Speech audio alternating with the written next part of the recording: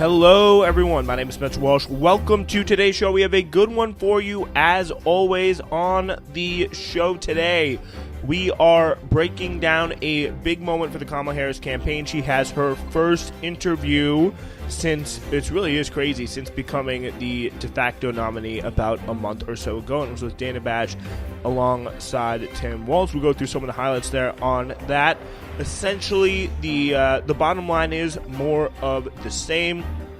I'm also going to take a look at some of the left-wing responses to the new Kamala Harris reign, and I think in a really, really good piece by Adam Johnson in the Real News Network, who's long been a great critic of the media, essentially analyzing what is a real factor that I've seen in left-wing politics, the politics of feigned helplessness that we see from so many of the left-wing, minimal left-wing elected officials that there are. We'll also have a full update on Gaza for you, including some of the latest with regards to the polio vaccine, why polio is in Gaza at the moment, and some potential brief pauses to distribute the vaccinations to the kids of Gaza, around 640,000 of them in 2 rounds.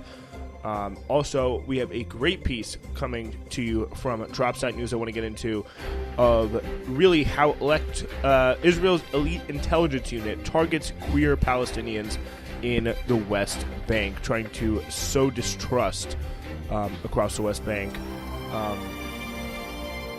and cultivate more informants. So a very interesting insight into the occupying strategy there. But we do have to get started with the Kamala Harris interview, and there's a lot of interesting things to talk about from this, and some good things, and it shows some really smart things that she's doing with her campaign, but also again some things that are not very smart, in my opinion, and politically or morally for that matter. This is a interesting question from Dana Bash, classic setup, but Kamala Harris responds in a new way for the Democrats. Let's break it down. President, Governor Walz, thank you so much for sitting down with me and bringing the bus. The bus tour is well underway here in Georgia. You have less time to make your case to voters than any candidate in modern American history. The voters are really eager to hear what your plans are. If you are elected, what would you do on day one in the White House? Well, there are a number of things. I will tell you, first and foremost, one of my highest priorities is to do what we can to support and strengthen the middle class. When I look at the aspirations, the goals, the ambitions of the American people, I think that people are ready for a new way forward, in a way that generations of Americans have been fueled by hope and by optimism. I think, sadly, in the last decade, we have had in the former president someone who has really been pushing an agenda and in an environment that is about diminishing the character and the strength of who we are as Americans. Yeah, so that kind of sets the tone for a very boring, very down the line, very centrist interview, both in terms of presentation and in terms of policy. There's some interesting things. We can kind of go through in order here.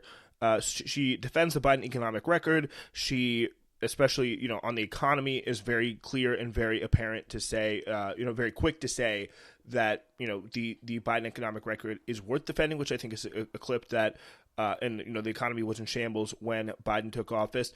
And it doesn't really look like Tim Walz said too much. But Harris explains that her shifting position on fracking, we'll see how she handled this one, because it's going to be obviously a big thing in a place like Pennsylvania, where fracking is responsible for a lot of jobs, and something that's Biden was had to be pro fracking. Kamala now switching to be pro fracking. And she is very open and honest that she has switched and is tries to convey that she is very firmly on the pro-fracking side now, despite running in the 2019-2020 primaries. Well, she only ran in 2019 because she didn't make it to 2020, but she was very, very clear on then. She was anti-fracking, but now she has changed her opinion. Get some clarity on where you stand on some key policy issues. Energy is a big one. when you were in Congress, you supported the Green New Deal. And in 2019, you said, quote, "There is no question I'm in favor of banning fracking." Fracking, as you know, is a pretty big issue, particularly in your must-win state of Pennsylvania. Sure. Do you still want to ban fracking? No, and I made that clear on the debate stage in 2020, that I would not ban fracking. As vice president, I did not ban fracking. As president, I will not ban fracking. Yeah, so she does have that kind of vice presidential record to point to, which could be, pretty good. And again, this is kind of a theme of the Democratic Party. In some ways now, they seem to have embraced a little bit more kind of forward-thinking economic drive in terms of reining in big business somewhat, throwing some more crumbs to labor. But on key issues like this, and we'll get to in the next clip, they are very much refusing to make a counter argument. They're saying, well, a lot of people are fracking, but we're not going to invest in things like, the Green New Deal, like she was, like Dana Bash just said in the question, which would, transition beyond fracking, which would, if it was as comprehensive as its original architects would want, would transition beyond fracking, set up the infrastructure for investing in green jobs and green energy sources that would replace fracking. But I think obviously in the that would be the moral, political, smart thing to do. I think there's a way. It would be a lot harder politically, but it would be more. It would be necessary, in my opinion, on a moral level, in terms of just keeping the planet alive level. But I think politically, it's definitely going to be the smarter, easier thing for Harris to do to put that into forward. And I think it's going to be pretty convincing, because if she is unequivocal on that, now she says, she doesn't really explain her 2019 position very well. But she tries to fudge it as, I care about the climate, but we need fracking. And, I've always cared about the climate. That explains what I was in 2019. But now I just, we need to be American energy independent, whatever. But I think she is not convincing any of the none of the big oil people genuinely probably think, or the big LNG people think, that she is in any real way going to be banning fracking. But the question is, will the voters in those states that work for those companies is going to be a more interesting question. So here is another one. I really want to go into this. This is immigration. Let's take a listen. Another issue, big one, is immigration. Mm-hmm. As vice president, you were tasked with addressing the root causes of migration in southern countries and northern part of Central America. The northern part of Central America that affects the southern border of the U.S. Mm-hmm. During the Biden-Harris administration, there were record numbers of illegal border crossings. Why did the Biden-Harris administration wait 3.5 years to implement sweeping asylum restrictions? Well, first of all, the root causes work that I did as vice president, that I was asked to do by the president, has actually resulted in a number of benefits, including historic investments by American businesses in that region. The number of immigrants coming from that region has actually reduced since we began that work. And that is true. That is true.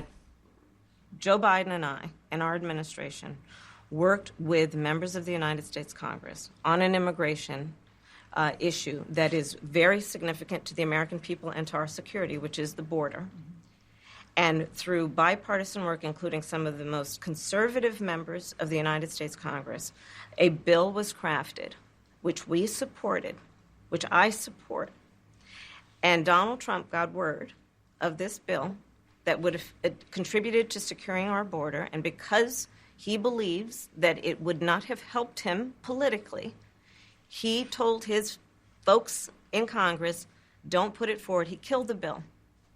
A border security bill that would have put 1,500 more agents on the border. And let me tell you something. The Border Patrol endorsed the bill. And I'm sure in large part because they knew they were working around the clock.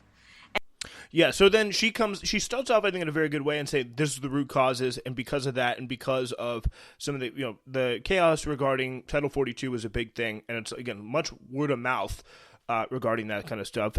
That caused a surge when Title 42 initially was repealed, which was the stay in Mexico, seek asylum from Mexico policy that Trump put in, that Biden kept for quite a long time. He got rid of that, and the border numbers surged temporarily, but now they have reduced. And I do support policies. Like, I think it's also in America's best interest to support policies in that region to invest in businesses there and create more jobs, create more economic stability, more economic opportunity there. And that is something that will definitely reduce these really dangerous treks that are going on. But she does, I think, really lose it. And she goes in here. This is a further clip. Just one other question about something that you said in 2019 when you first ran. There was a debate. You raised your hand when asked whether or not the border should be decriminalized. Do you still believe that? I believe there should be consequence. We have laws that have to be followed and enforced that address and deal with people who cross our border illegally, and there should be consequence. And let's be clear, in this race, I'm the only person who has prosecuted transnational criminal organizations who... Yeah, so she can, again, really, really, throughout that answer and the answer that we played before, she goes for the hard right immigration messaging, but tries to do it from a kind of veneer of liberal competence. I'm not just like a, jug hooter like Trump. I'm not just crazy like Trump is, but I'm going to use my prosecutorial smarts. I think she go like Stanford Law or something like that. Went to the Harvard Law or whatever she went, Howard University, all that stuff. I'm going to use that intelligence that I have to come in and prosecute this case. But in effect, she's essentially picking up what Trump is putting down, coding it over with some liberal respectability and refusing to make that argument. I don't, and I think, again, that is totally, totally morally wrong. It's not, because again, as we discussed, as she even said herself, the border crossings now are down. So it's not factually accurate. It's not politically smart, because the people that are going to be voting on immigration don't want to hear this kind of liberal, warmed over competency version. The people that are really voting on immigration, and again, it's not going to be because the situation with the bustings up to blue states, it's not going to be the base in the blue states that's going to be voting on immigration. It's going to be people along the border in Arizona. That's where we have Ruben Gallego, doing what he's doing. And that's one thing. That is more smart politically. But throughout the country, the people who are really going to be voting on immigration don't want to see the character of their communities be changing. They don't like to see, Mexicans standing in front of them when they're buying coffee. They don't want to, ask someone something and say, "Oh, I don't want to speak any English," in a Hispanic accent, like or Spanish accent. Like that is not what that is what they're thinking of, and that is why they are worried about immigration. And you're not going to be able to cater to them because they're already voting for Trump, because they get that in a pure form from Trump. So it is a really dumb idea to be coming in with this stuff of, it's politically wrong, and of course it's morally wrong, because you're not taking the case, you're just doing a Trump light. And people who care about immigration like Trump for Trump. They like Trump for the build the wall the Mexicans aren't sending their best rhetoric. So they're going to vote for Trump for that, because Kamala's not going to give them that rhetoric, and she was completely pro-immigration 2 minutes ago. So it is not credible for these people who watch Fox News and see all these clips tons, all the time, now that she apparently supports, sending money to build the wall and to enhance the wall. Like, you can't be more phony than that. Like, I think people, the immigration stands, they view it as phony. The immigration stands, they didn't even like the bill that was agreed to by the bipartisan immigration bill. They thought that didn't go far enough. So, like, you're missing a chance to pull people back with actual messaging from the kind of liberal side of our politics to say, okay, we don't have to have an open border, but we need to have order at the border. We need to process people coming in. We need to, do more judges, which was part of that border bill, but we need to also make it less punitive. We need to process asylum seekers faster and send, the ones that aren't, legit cases out, and a fair definition of what is a legit case and what is not. We need to process that, but also we need to actually make a pathway to citizenship for these people. And if they, given how important this is to our economy, especially, and that's also, again, another angle of this is because of the immigrants that have come in and filled in all these jobs post-COVID, that is a big reason why we have had one of the strongest labor markets in the developed world. And we have recovered so well from COVID. So that is, that's another angle there to consider as well. So that is why we have the American best interest incentive to let, labor come in from other places and, do those jobs. And I think that could provide a foundation now for more, equitable pay and conditions for these people.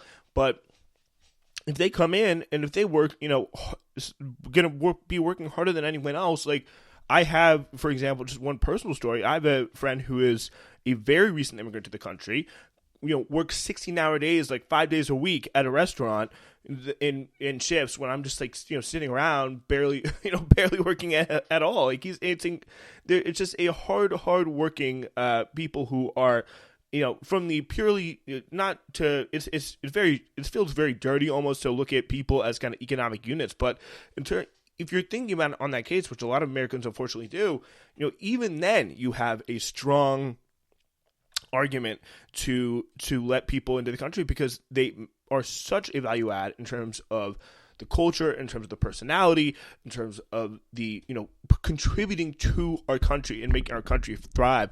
And nobody is making that case right now. And I think is very sad politically. And it is also, I do genuinely think, is going to hurt, very sad morally, sorry, and it's going to hurt Kamala Harris, I genuinely think, politically. So I do want to get to, she did say she would appoint a Republican to the cabinet. Depending on who it is, it could be some way. It could not matter, but just like, again, it's just such a stupid answer. Like, nobody cares about that stuff. And it just, the idea that, people who work their ass off for Democrats to get them in the office, and the first thing they see is a Republican sitting in there, I think that is just ridiculous. But I do want to go to this, which is a very good response, I thought, from Harris on Trump's racist attacks. He suggested that you happened to turn black recently for political purposes, questioning a core part of your identity. Yeah. Any same old tired playbook. Next question, please. That's it? That's it. Okay.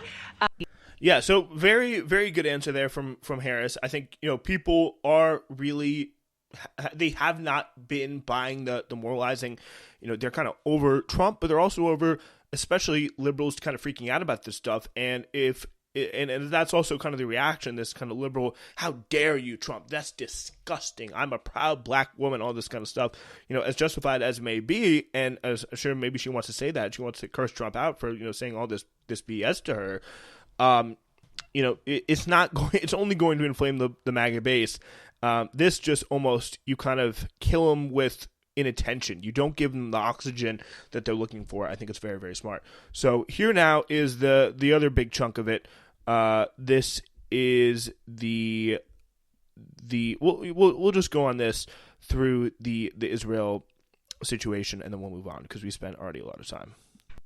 President Biden has tried unsuccessfully to end the war between Israel and Hamas in Gaza. He's been doing it for months and months, along with you.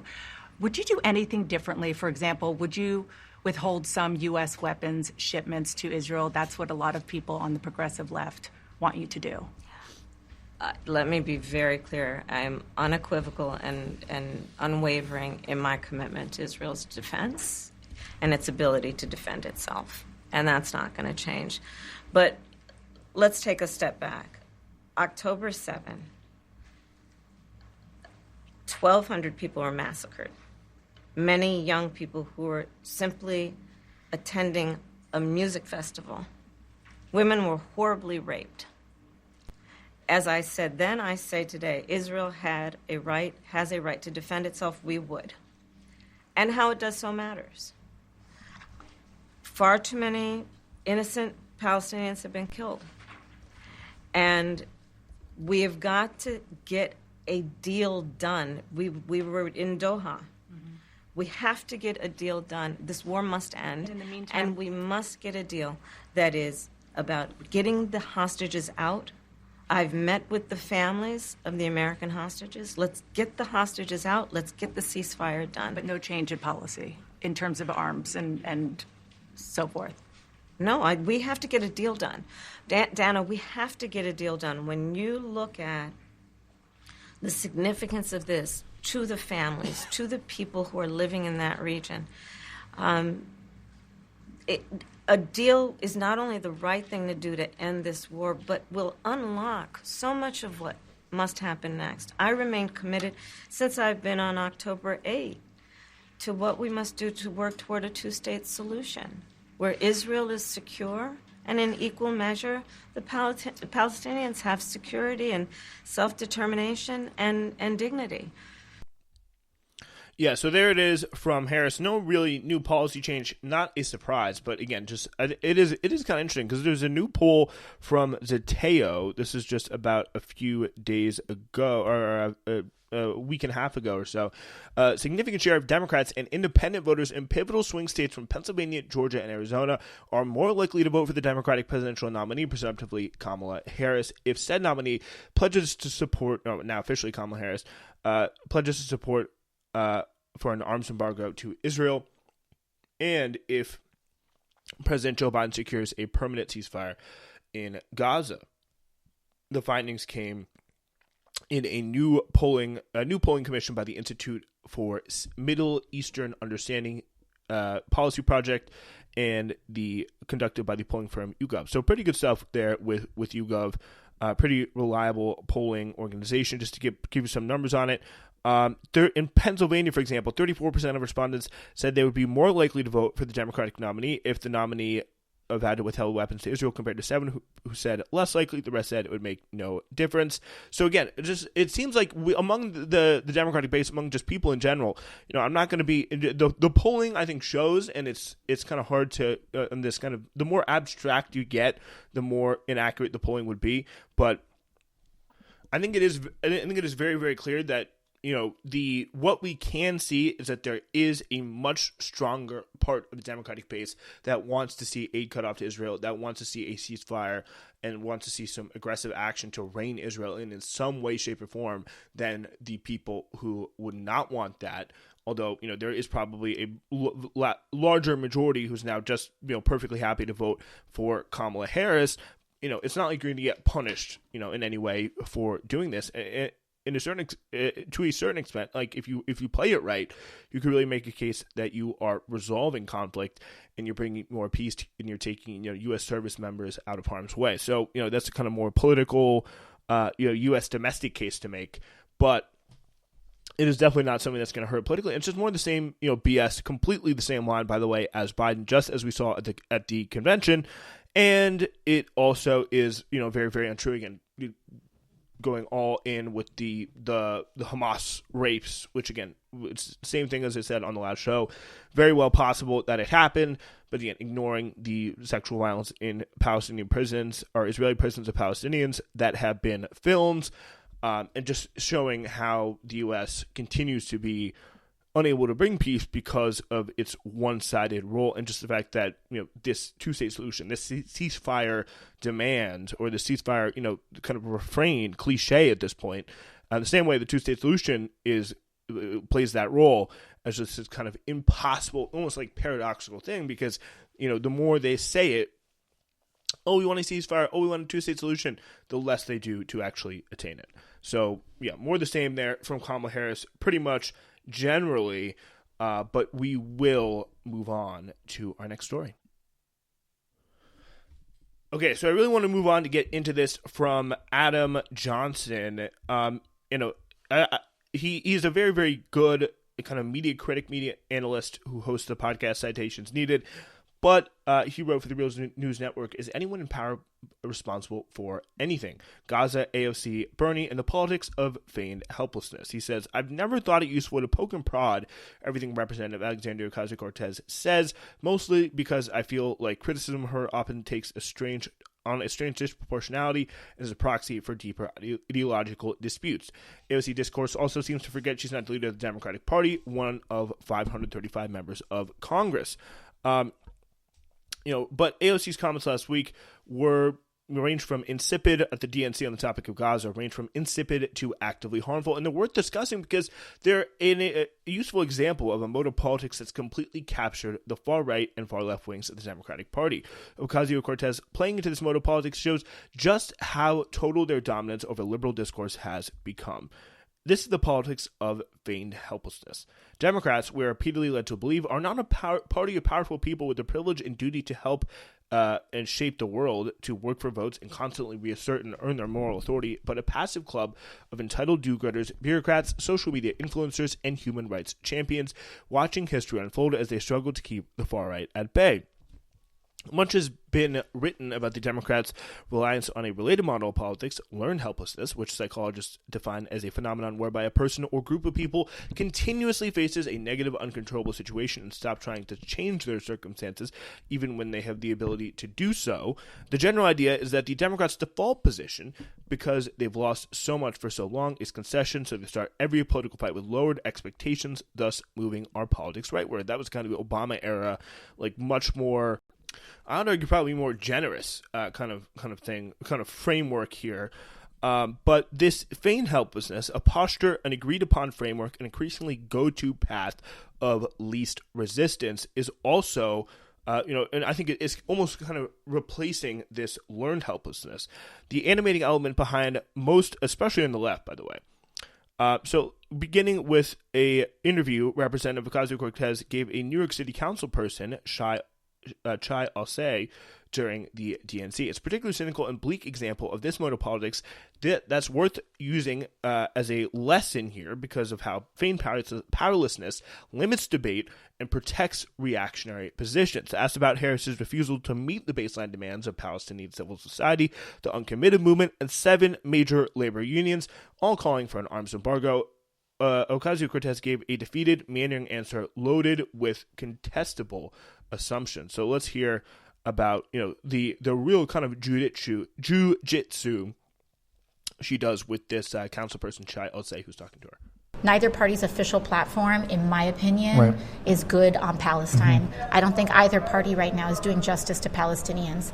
That doesn't mean that they're the same. I think that a Donald Trump presidency would be absolutely catastrophic. I mean, he's coming out here saying finish the job of a genocide. There's a lot of people with our politics that are having a hard time getting there in terms of supporting Kamala Harris. How do you think we help them get there in November to beat Trump? Yeah, well, I mean, I think, first of all, it's important to emphasize how valid it is. We're looking at over 40,000 Palestinians that have died under Israeli bombardment, and the current U.S. administration has been continued to provide weapons to Israel that have been dropping on innocent Gazans. To me, when I process this is the I we wade see you, through we hear all you the people part. living under extreme levels of oppression, especially outside of places even like New York.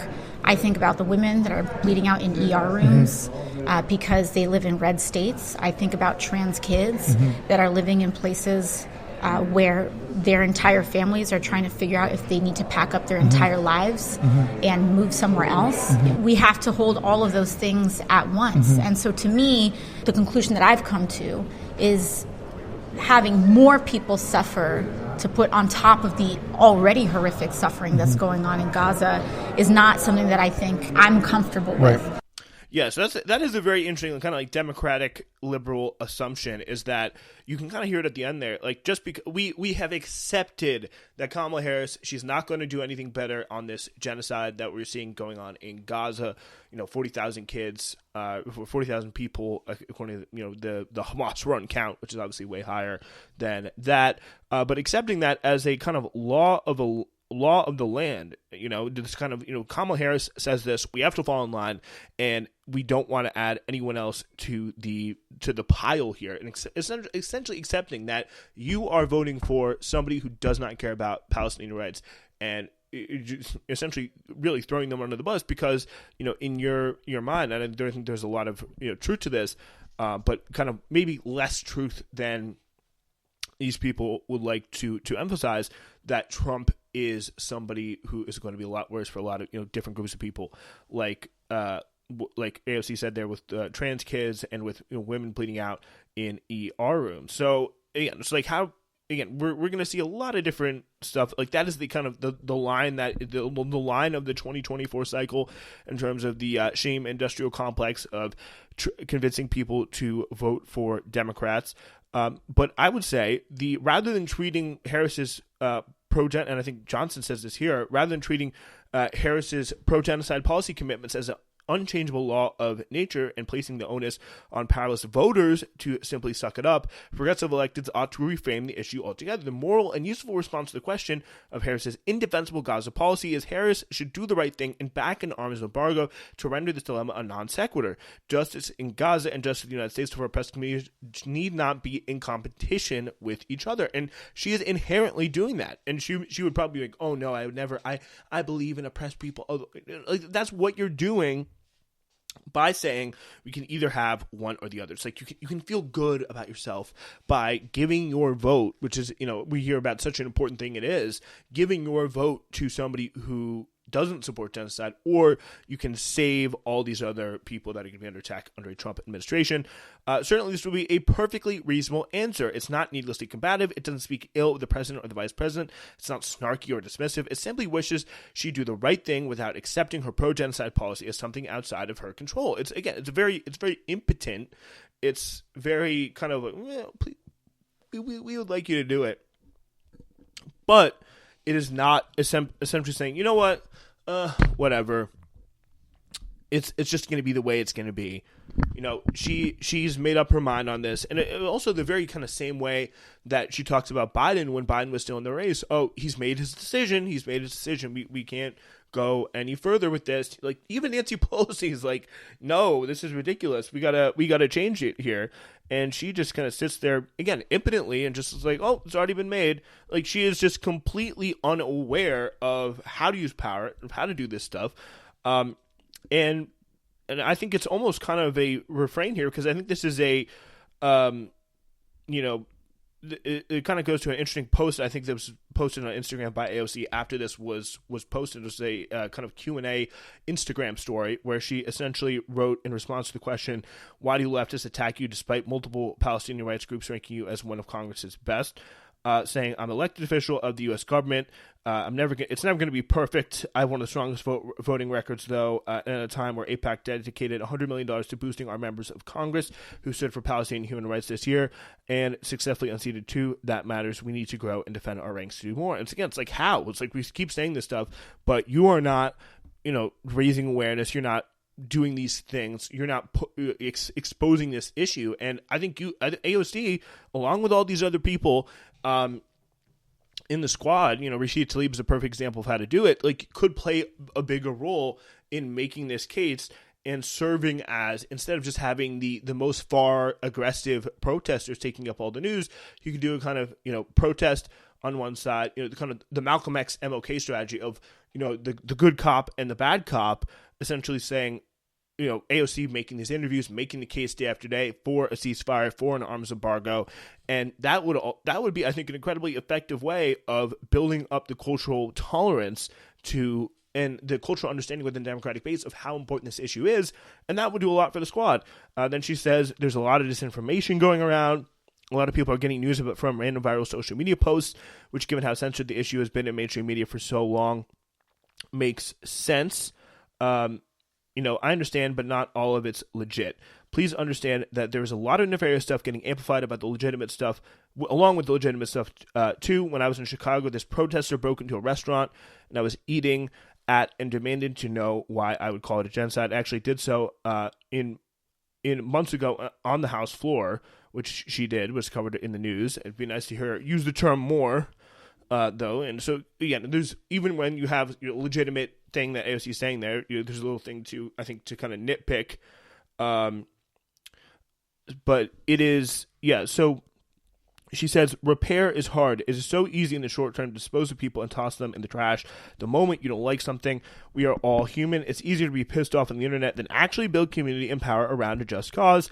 But if we actually want power to change things, we need to get real about building power. And you can't build power by recreating the punitive, angry, expulsion-focused cultures that we seek to replace. And to a certain extent, I agree.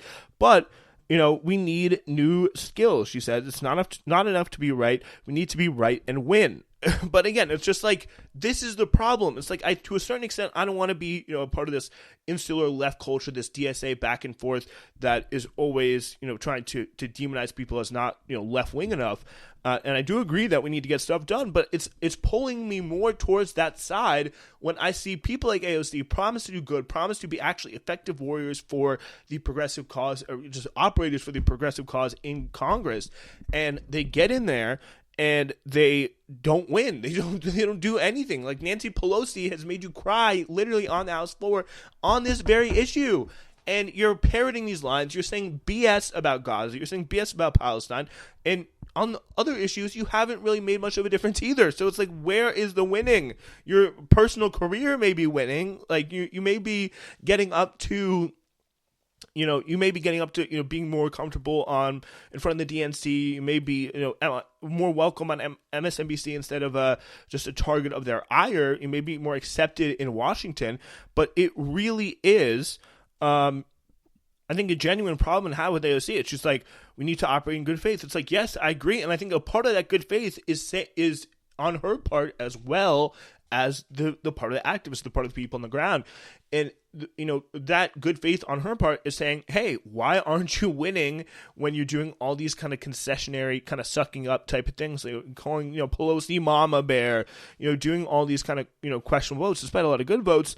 And also, your voice in this issue is very silent and it's very submissive to Biden and to Kamala Harris.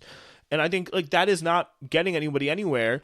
And, if there's any kind of 4D chess plan to, come out and say it. But it seems like the only 4D chess plan is AOC for Senate, 2026, 2028. Like, that seems like all of what's going on right now. And, you need to have some good faith communication on both sides for somebody like AOC. And you can only be, feign helplessness for so long, as AOC kind of has for a long time, before you turn into this voter blaming stuff that inevitably comes from people in the position that the Democratic Party are in. And it's not a very fun thing to see. And I don't think it's going to get any better for AOC unless she really works to answer those questions. A great piece, kind of worth delving into more, by Adam Johnson in the Real News Network. All right, we will close out today with an update on what is actually going on the ground with regard to Gaza. A series of pauses in fighting are due to begin this weekend in Gaza to allow vaccines against polio, which is returned to Gaza. It can be very important to monitor that those pauses are effectively carried out, I would say. Meanwhile, Israeli forces have withdrawn from areas of eastern Khan Yunis after a 22-day military operation. At least 9 bodies have been recovered by the Palestinian civil defense so far. Also watching that massive raid on the occupied West Bank continuing for a 3rd day, as its Israeli army claims it's killed Hamas commander Wissam Hazem in Jenin. Pretty intensive work in Jenin. So it's, we know that there has been some Palestinian resistance developing there that they are apparently trying to preemptively take out. We don't know, again, how developed it is, and it would be very interesting to see how they target it, and how it compares, if they're trying to Gazify the West Bank and Jenin in particular, which I think is going to be very, very important to monitor. But on this polio, here is Margaret Harris of the World Health Organization talking about how polio, which is a disease that you really just don't hear about anymore because it essentially has been cured with this vaccine. But again, 10-month-old was diagnosed and was paralyzed by it earlier, I think it was last week. Here's Margaret Harris weighing in on how polio became returned really to the Gaza Strip. There because of the destruction of the infrastructure, of the filthy water, of the complete lack of sanitation, people being crowded together in impossible conditions. So yeah, child vaccinations obviously have been disrupted in war, and it would be nice to get some hospitals. But oh wait, sorry for the music there. That's from the Al Jazeera video that I took this from. But this is another Rip Peppercorn from the World Health Organization. Operations. The security, of course, is paramount, and we urge all parties to ensure the protection as well of them and, of course, of the families, as well as the health facilities and children. Yeah, and this comes as Israel fired on 2 separate aid convoys this week, killing 5 people. You can hear the background music there from the Al Jazeera, but no more of that. But it is very, very telling there. There could be a really test to watch given Israel's propensity for targeting health distributors of any kind or aid distributors of any kind in Gaza. Is going to be very, very important to keep an eye on. But I did want to kind of continue with our update by including what I thought was a really kind of important, we're going to go long form on the show today, a very important story in Drop Site News about how Israel's elite intelligence unit targets queer Palestinians in the West Bank. And it starts with Adham, who's a 20-year-old Palestinian visiting his family's home in the West Bank, scrolling through Grindr, where an anonymous user hits him up and goes, hey, and then the user, like Adham's, had a blank profile that only included some information, so they hit it off. And they get him the WhatsApp number, and Adham shared that he was a university student in the West Bank. The other guy on the other end of the line was like, "Oh, can you leave these teachers? They're so anti-Israel." And Adham told Dropsite, "Why are you trying to convince me that this doctor is a bad person just because he's against the occupation? It feels weird at first, just bizarre." Adham chalked it up to a difference of opinion. And so they go on WhatsApp, they chat some more, and then he reveals he worked with Israeli intelligence the whole time. Using Adham's number, the user had identified him and began sending him messages with the names and photos of his family members he had found on their Facebook profiles. Adam hadn't even shared his name with the user, much less anything that could point him to his family members. He's not out to his family. I started crying and I didn't know what to do. Adam blocked the profile on Grindr, but soon began receiving SMS messages repeating the same threats. It was a whole night from 12 to sunrise, Adam said. He kept threatening me, saying he will expose me.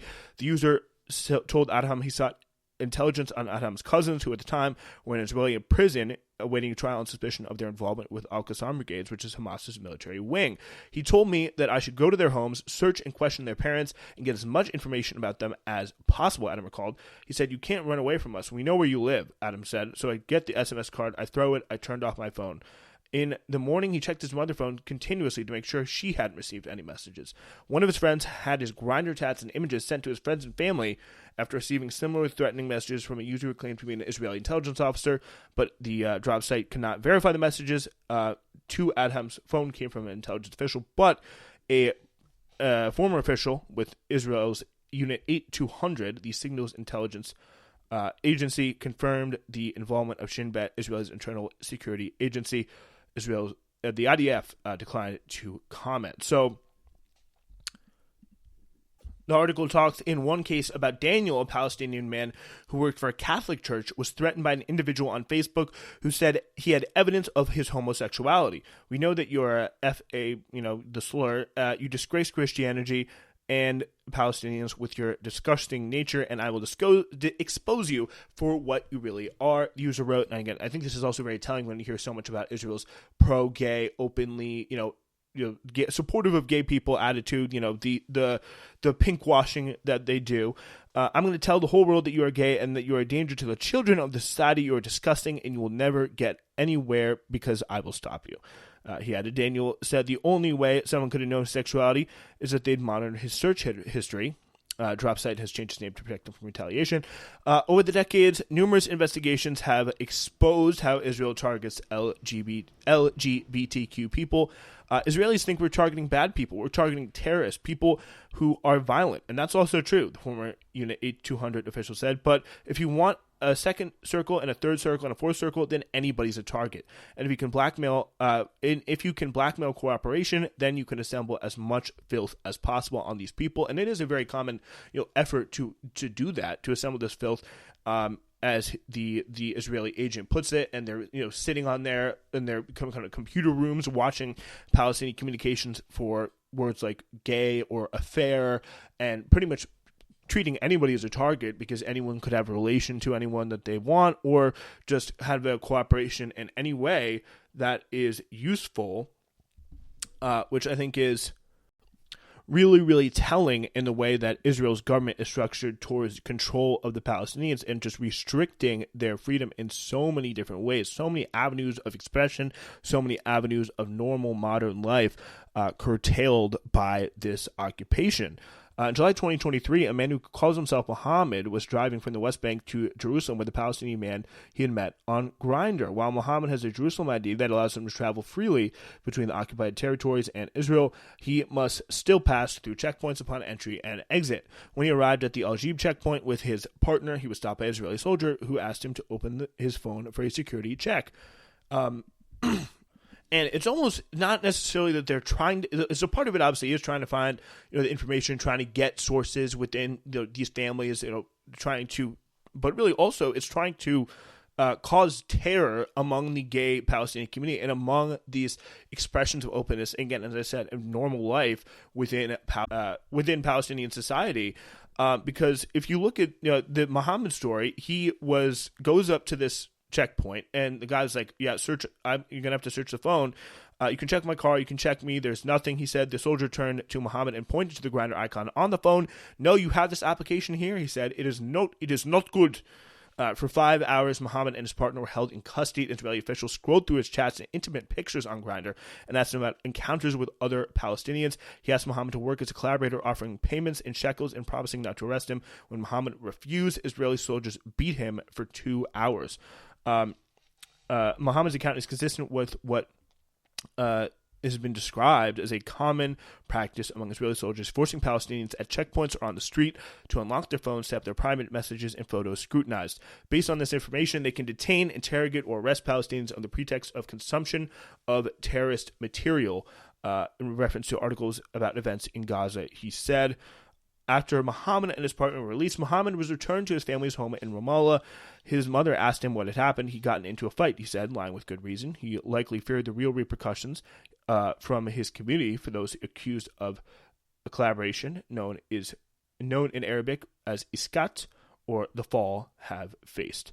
So, and again, he didn't even collaborate, but just even, because again, it's not only just necessarily the anti-gay sentiments, it's the fact that coming from the Israeli side, but it's the fact that once you have that stink of even potentially being a collaborator on you in that society that has been, victimized by Israel every single day, you are going to have that target on your back and be always viewed with suspicion. And it's a great way for Israel to tear up a society, make it distrust itself, make it turn on itself, make social cohesion, make social bonds that much harder, and make resistance to what Israel's trying to do in the West Bank that much harder as well. All right, that's all we got for you guys today. We are going to be back on Monday, big time in American politics and world politics, and just a lot happening out there. So stay tuned to Newsflash for it all. Thank you very much.